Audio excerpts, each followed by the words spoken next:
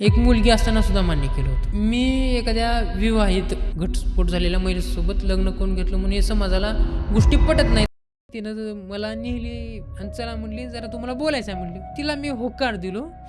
मग असंच आमचे संबंध वाढत गेले, बोलत राहिलो, रिलेशनमध्ये राहत गेलो. लोकांना समजलं की बाबा असं असं नात्यामध्ये हे आहे. तर मग त्या लोकांनी काय केले, माझ्या घरी तिच्या घरी सांगून दिले आणि घरच्यांना एकच सांगितलं, हा मला जर तुम्ही विरोध जर करत असाल आम्ही स्वतः दोघंही मरू. मग 2 महिने झाल्यानंतर आमच्या आई वडिलांना समजलं हे दोघं आता दूर राहू शकतात. मग लोक बोलायला लागल्यामुळं तिचे आई वडील आले, आमचे आई वडील आले आणि आमच्यासोबत वादावाद करायला लागले. आम्ही सरळ पोलीस स्टेशनमध्ये गेलो, प्यायला भेटलो आणि असं असं अडचण आहे आणि आम्हाला आमचे आई वडील विरोध करत वाद केले, जास्त करून भांडणं केली आणि माझ्या रूमवरून रोहिणीलाही जरा मारले, थोडे 1-2 चापट मारले.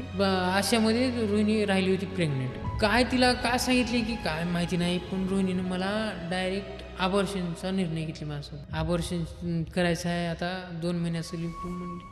मी म्हणलो हे पाप लागेल ना. 2 महिने झाले, सोनोग्राफी केलं होतं आम्ही.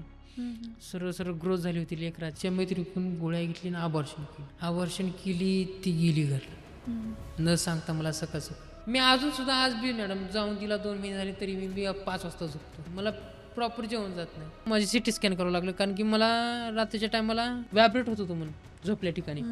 मला तिची सवय लागली ती तिला कळत नाही. तिला जर जायचंच होतं तर तिनं आली का